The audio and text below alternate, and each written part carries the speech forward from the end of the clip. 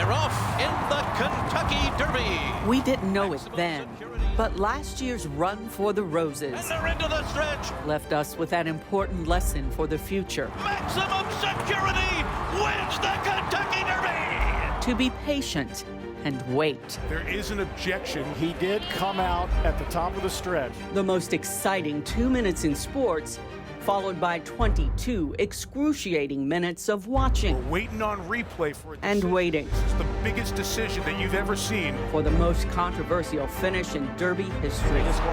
They did. Country House wins the Kentucky Derby. We thought we'd seen it all in 2019. Then, along came 2020. Coronavirus, on virtual lockdown. increase in cases, Mask up, stay 6 feet apart. protests against police brutality. This is about right and wrong. Now, 490 days later, a different kind of Derby returns to Churchill Downs. The first Saturday in May, a casualty of COVID-19. The first Saturday in September comes minus the fans and fanfare. In a city still crying out for social justice in the name of Breonna Taylor, while trying to justify keeping a time-honored tradition. So here we are, with a race to run and roses to be won. Today, we'll find out if Derby 146 was worth the wait.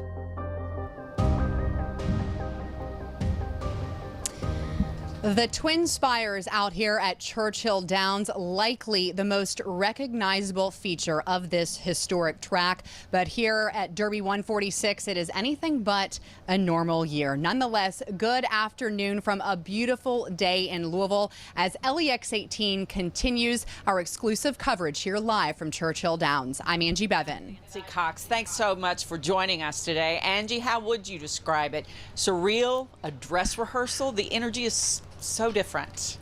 It is, you know, it does. It feels like you're watching practices or something out here at the race just because you don't have the buzz of the fans, the fashion, everything that goes along with the Derby that you think of that's iconic when you think of the Kentucky Derby. It is missing here today. Thankfully, the horses are here. Absolutely, they are what matter. And from the most exciting 2 minutes in sports to the quietest, certainly. And this year, the no fans rule has certainly changed things here. A Derby with no spectators on the grounds. It's true. And typically, you know, we have 100,000 plus out here at Churchill Downs. And among the fans and the spectators here, some celebrities are drawn into Louisville each year on that first Saturday in May. But the celebrities are not gracing the red carpet this year at Churchill. LEX-18's Claire Crouch has more. Normally, what we'd be seeing right here is fans crowded along the red carpet. They'd be standing right where I am, trying to get a glimpse of all those big names coming to see the Derby. But this year, all those celebs are doing exactly what you're doing, watching the Derby on TV. The sounds of cameras and the screams of fans, those are the sounds we are used to hearing on the first Saturday in May. But of course, this is not the first Saturday in May at all. So here's a behind the scenes look, and it's really not much. The only people here who you've ever seen on TV are your local news teams or media members here to work. We're masked up and keeping our distance. Walking around the Downs today, social distancing is definitely not a problem. The smell of food isn't wafting through the air. Mixologists aren't whipping up a $1,000 mint julep. And seats, no matter where you look, are easy to come by. And so it's going to be really interesting to see if we're going to go from just a few years ago from having a record number of people crowded in here at Churchill Downs to maybe this year having a record number of people tuning in at home. One thing's for sure, the only thing we are getting used to on this September Derby Day is doing things we're simply not used to. Back to you. Well, instead of this being the first leg of the Triple Crown, like it always is, the Derby is actually the second leg. The Belmont's already been run, so it's very much a strange year due to the pandemic. But there's no question, this race, the Kentucky Derby, is still the marquee event in the horse racing world. So let's go over to Keith Farmer live in the paddock now with another look at some of those horses. Yeah, isn't that so odd? All three of the races just shaken up, and now we find Tiz the Law trying to win the second leg to keep that Triple Crown hope alive. All right, now we've already given you some looks at some of the contenders in the 16-horse field. Those were kind of some of the long shots. Now you want to start paying attention because these are the ones that you want to know about. Charlie Walter takes a look at the next contenders for Kentucky Derby 146. There's a reason Enforceable didn't come into the day as one of the favorites. His last win came back in January in the Lecomte Stakes. Since then, second in the Risen Star, fifth in the Louisiana Derby, and fourth in July's Bluegrass Stakes at Keeneland. He still has a lot to prove where he fits in with these horses. One thing I know for sure, he can't run around everybody and beat them. So he's going to need things to go his way, and one of those is to save ground. So I see him saving ground in the first turn. Max Player is a horse that expects to be in the mix as he's hit the board in all 5 of his starts. The Steve Asmussen trained horse finished third in both of his Grade 1 starts, each behind Derby favorite Tiz the Law in both the Travers Stakes and Belmont. As the distance goes up, can he get past Tiz the Law this time? 1,000 Words was purchased at the yearling Keeneland sale and got off to a great start as a 2-year-old. He won his first 3 races, but an 11th place finish at the Oaklawn Stakes capped a very rough spring. He's now bounced back in the summer, coming off a win in the Shared Belief Stakes in August. We got a little bit cold this spring. Bob Baffert managed him beautifully, gave him a little bit of a break, and he really seems to have bounced back. And Bob seems to be excited about how he's peaking coming into the race, so he's certainly one to watch on Saturday. If NY Traffic is in a race, he's usually in the mix, never finishing worse than 5th in his 9 career starts. And when it comes to graded stakes races, he's never finished worse than 3rd. NY Traffic will come into the Kentucky Derby with 3 straight second-place finishes in the Louisiana Derby, the Matwin Stakes at Churchill Downs, and the Haskell Stakes. He's trained by Barbados native Safi Joseph, who's just 33 years of age. I'm definitely improve each time, and he's going to need to improve again, and we feel like he has the space to improve again. He's had 7 weeks, and if he improves again, he's going to be right there. And, you know, everything in life has been different since March, since the coronavirus appeared here in the U.S. It has affected so many aspects of our lives, and that includes visiting horse farms. Yep, the horse farm tourism industry has taken such a huge hit. The Derby is the prime time for them to get some eyeballs on them like never before. And of course, everything changed with the pandemic back in the spring. Well, now you can once again visit, but things will look quite a bit different. WLEX-18's Jacqueline Nye gives us a look. Across the rolling hills and inside these barns, you'll find some of the greatest athletes of all time, like Silver Charm, who won the Derby in 1997. I tell people, all the time, it is the greatest 2 minutes in sport. It's a fabulous thing, but, he's 26 years old. He won the Derby 23 years ago, and they have a longer lifespan than 2 minutes. That's the simple thought Michael Blowen took a chance on years ago. Can I have another kid? Thanks. When he started Old Friends Thoroughbred Retirement. The farm allows champions like Silver Charm. Who's the greatest? To live out their days in the bluegrass. A small idea. We're the tourist attraction here. Has turned into one of the biggest tourist spots in central Kentucky. And the farm runs solely on donations. Not only do the visitors come and contribute, they often go back home and tell other people that they had a good time.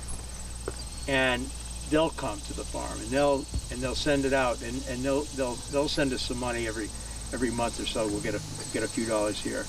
But the farm was forced to stop tours because of the coronavirus. With the hope of visitors in town to watch the Derby, Blowen decided to open Old Friends for tours just for the week. I think we have more stakes winners on this farm than any farm in the history of horse racing. While the farm is not behind on bills, they aren't sure how much longer that will last without visitors. Nobody from the farm has tested positive for the coronavirus, and everybody's been tested. So we want to keep it that way, because if people on the farm try to get sick, we're really running into trouble trying to keep these horses going the way they're going. But Blowen says he knows Old Friends will make it through, just like the rest of the horse industry this year. it's too bad to have a race without any fans, but when the gates open, the horses are still going to perform the way they always do, whether there's people watching them or not, and that's going to be very, very exciting. Because the greatest 2 minutes in sports doesn't end at the finish line. In Scott County, Jacqueline Nye, LEX-18 News. That is so true. Thank you, Jacqueline. More exclusive coverage live from Churchill Downs as we get you ready for Derby 146.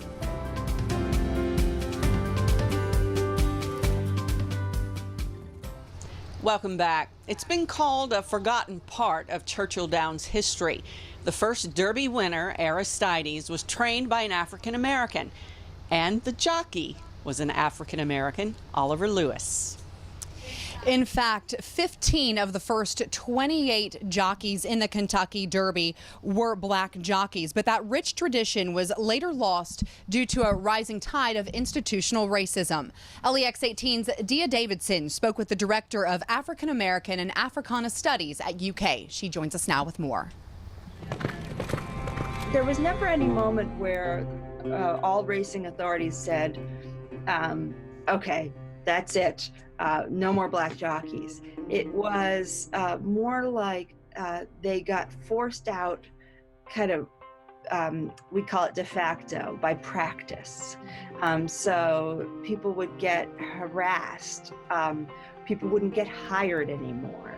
They kind of got blacklisted from tracks. It was a series of informal practices that pushed them out one by one from the tracks. And by the early 1905, the early years of the 20th century, they were gone. And the last of them, Jimmy Wingfield, he was still at the prime of his career.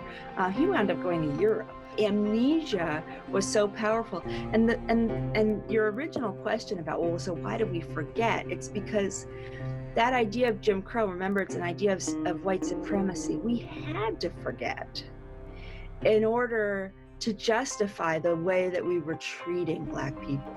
We had to have this mythology of black inferiority and black incompetence in order to have it make sense that black people were pushed to the back, pushed aside, were poor, were not at the ballot box. You can't have an example of black excellence like these jockeys winning, galloping down that track. And today, not only do we celebrate the training and the riding and the hard work by black Americans in the Kentucky Derby, but all eyes will be on Necker Island, a horse that is owned by black Americans. That's pretty good. If you'd like to hear the complete conversation Dia had with Dr. Kerwood, go to the LEX-18 Facebook page. You can also find it on our other social media platforms. Right now, let's go over to Keith Farmer in the paddock. All right, thank you all. We have been getting you ready for Kentucky Derby 146 by taking a look at all of the contenders. We're now just about 5 hours away from that 7:01 post time for the Kentucky Derby. Here's where you want to pay particular attention, because we're right into the horses that, at least by odds standards, are the ones that you should be looking at for this Derby. Honor AP coming with a big, powerful, sweeping move on the outside of Authentic. Now we get to the meat of the Derby contenders. Honor AP has 5 career races. He's never finished worse than first or second. He finished second to Authentic in the San Felipe Stakes, then came back to hold off Authentic for a win in the Santa Anita Derby. His trainer is John Sheriffs, who has won a Derby when Giacomo was a long shot at 50-1.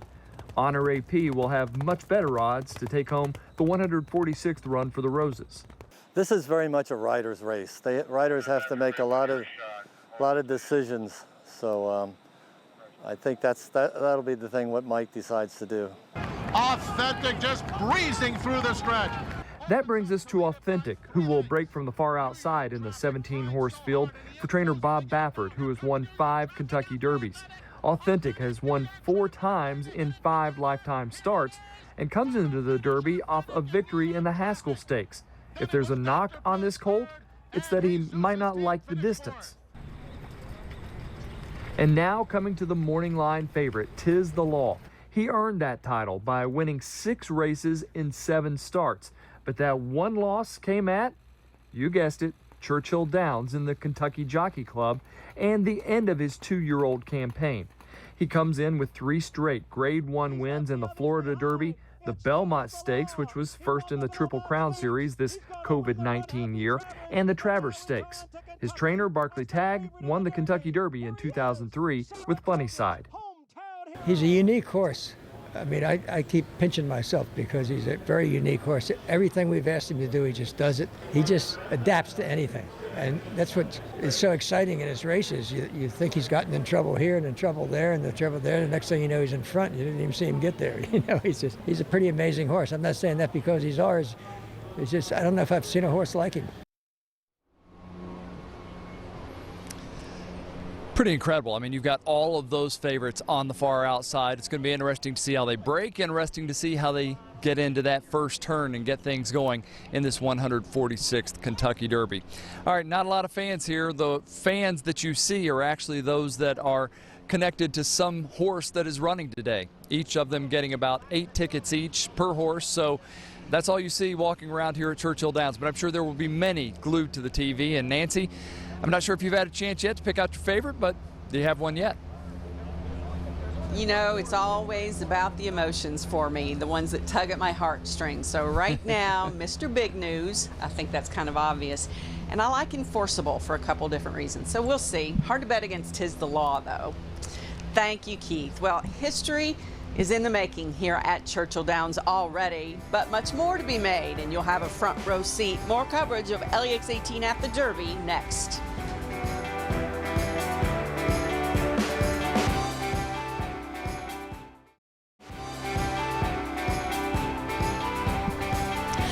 Welcome back live to Churchill Downs in Louisville, Kentucky on this beautiful Derby day in September. A beautiful day, but it is a Derby day unlike any other. Outside the track, local and national groups are gathering to protest the March death of Breonna Taylor. LEX-18's Conroy DeLuche joins us now with more.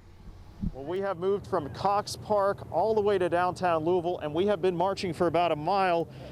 And we're following a group that calls themselves American Patriots. Security for the city, many of them are from out of state, all across the country. There are a few hundred people here, many wearing fatigues, holding American flags, guns, t-shirts supporting police, and also supporting President Trump. After that rally at Cox Park, the group of hundreds met in a parking lot near Slugger Field, then marched downtown. At one point, they chanted, "Whose streets? Our streets," a familiar chant from Black Lives Matter protests that have been carrying on all summer. In fact, today is the 101st day of protests in Louisville, which are being held still in memory of Breonna Taylor. She was killed by police during a no-knock warrant that was served in March. No charges have been filed as the Attorney General continues to investigate. Now, they are scheduled to meet at South Central Park here in Louisville at about 4:30. They're also protesting the running of the Kentucky Derby. Even though there are no fans allowed inside this year due to the pandemic, organizers feel that there should be no Kentucky Derby at all, and it should have been canceled altogether. This is a very different downtown for Derby Day. We certainly are only a few miles away, but it doesn't really feel like Derby Day here. In Louisville, Conroy DeLuche, LEX-18 News.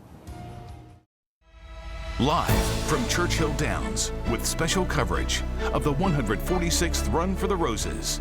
This is LEX-18 at the Derby.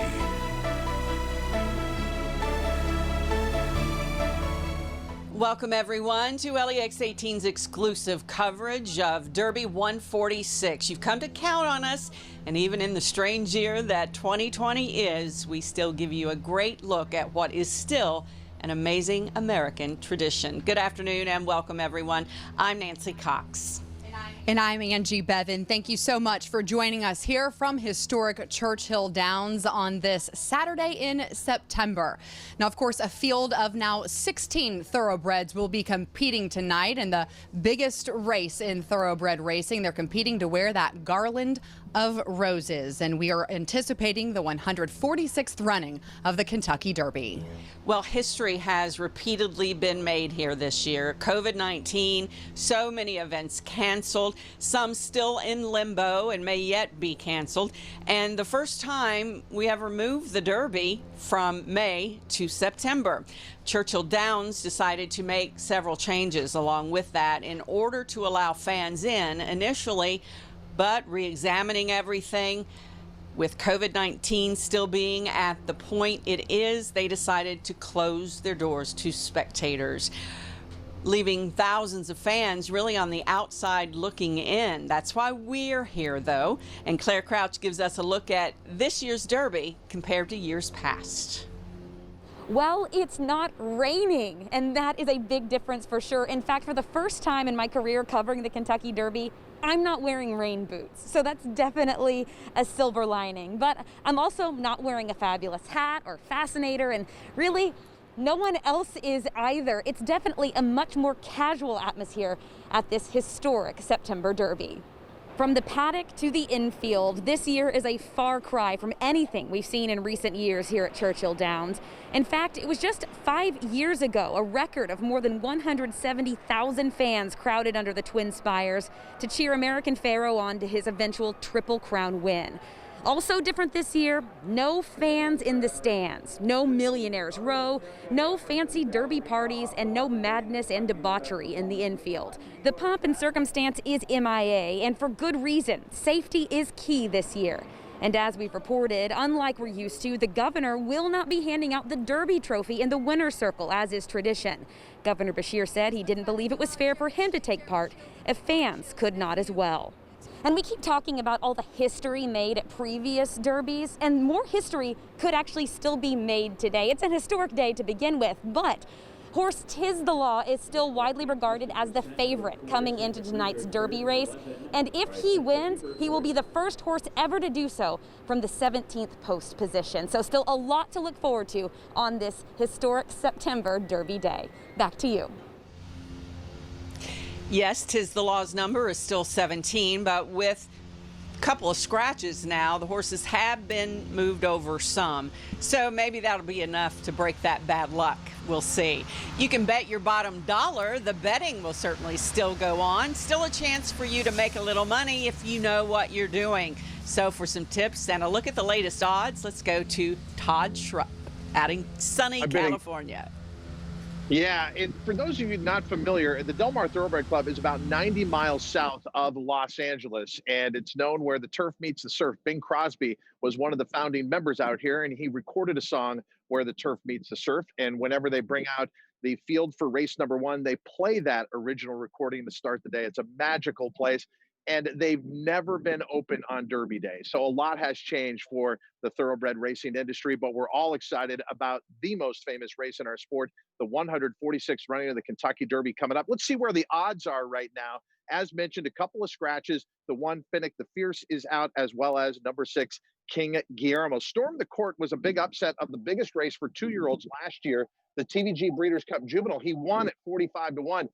The winner of that race usually is the horse that everyone looks towards the Kentucky Derby the following year. He's just been a flop in his 3-year-old season. At 30-1 is kind of a short price on him. Money Moves, to me, is the most interesting horse in here that a lot of people did not talk about coming into the season. His last race was up at Saratoga, off from March to July. He ran against older horses, not a race restricted to 3-year-olds, as obviously the Kentucky Derby is, and he ran brilliantly at 1 1/8 miles. He's got another move forward today, trained by Todd Pletcher, Javier Castellano aboard. There is a real upset possibility with Money Moves. And then your big horse, Tiz the Law, now at that morning line of 3 to 5. Keith, one of the allures of handicapping the Kentucky Derby is wondering who's going to get the 1 1/4 distance. We already know that with Tiz the Law because he took the Travers last time out at 1 1/4 miles. He's got the perfect resume to be the 3 to 5 favorite. Yeah, I think you look at that, and you also look at the fact how they're going to break out of the gate, because that's the unknown. We don't know exactly what's going to happen there, so we will be keeping our eyes on that one for sure. All right, let's go to the payouts now for race 6. That was the Sea Hero, happened moments ago, and that was Sir Alfred James taking that one, kind of a little bit of a long shot winner, winning it and paying $18.60 ahead of Coastal Defense and Cool Bobby. So now that brings us to our 7th race here, and I'm going to do my best job to played Todd Schrupp, in a little bit of handicapping, or at least to show you what's out there at least, and just to show you how funny that is. This race is called the Foolish Pleasure. We're going to look into this one now, and as you see in the fourth gate, Signal Man is one that ran in the 2019 Bluegrass Stakes. So Signal Man is one to keep your eye on right now, about to go off at 9-to-1 odds. And then this is pretty interesting. You look to the number 9, you see Aurelius Maximus is your favorite in this one. And also Bodie Express, who ran in the Kentucky Derby last year, finished 14th, disappointing 14th, also in this one, and one to keep your eye on at 3-to-1 odds. And locally owned, breaking out of the 12, is at 6-to-1. Tyler Gaffleone, he was a winner earlier, is looking to win again here. So that gets you set up for race number 7. Now let's go back to Angie and Nancy in the turn. All right, Keith. Hey, I think you did a really good job playing Todd Schrupp for those couple of minutes there. Thank you, Keith. Well, if you're like me, Derby Day is a lot of snacking here, snacking there.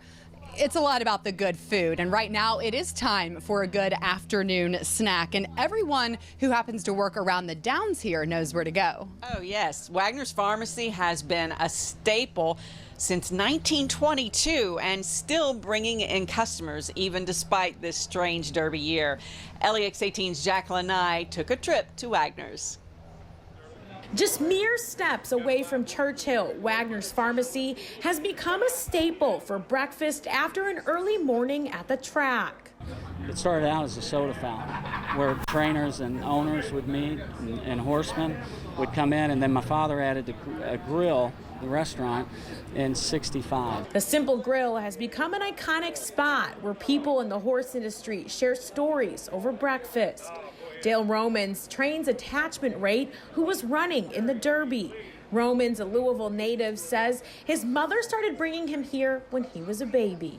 Churchill's the body of racing. Wagner's is probably the heart of racing around at 4th and Central. So it's the place, it's the clubhouse. Everybody gathers here, talks about how they should have won or how they did win or how they're going to win. And, there's been some good arguments in there. Keeping its down-to-earth character, the history of the conversations had at every table are hung on the walls. And then the out-of-towners that come in that want to experience horse racing, whether they go to the Derby or whether they just go to racing or the Derby Museum, they come in and they feel like they're a regular. The restaurant has become a popular spot during Derby week. Despite the Derby being run in September this year, regulars have continued to fill the seats, keeping Wagner's Pharmacy's doors open. You're used to it, first Saturday in May, but there's difficult circumstances and we get through them. And so I'm just glad that they're able to run the Derby this year and keep that tradition going. 2 Kentucky traditions, very different in 2020, but still with a familiar feel. In Louisville, Jacqueline Nye, LEX-18 News. Well, we are wrapping up our live coverage of Derby 146. Certainly a year like none other. Nobody inside, hardly at all, and protesters outside Churchill Downs. And NBC will be taking over coverage of the undercard races and also the Kentucky Derby. And again, post time for the 146th Run for the Roses is set for 7:01 p.m. Now, following the race, we hope you'll join us for a live wrap of today's action on our website, lex18.com. Our Facebook page, Apple TV, Android TV, Amazon Fire TV, and Roku from 7:30 until 8 o'clock. We sure hope to see you then. In September, the roses are red. Happy Derby Day.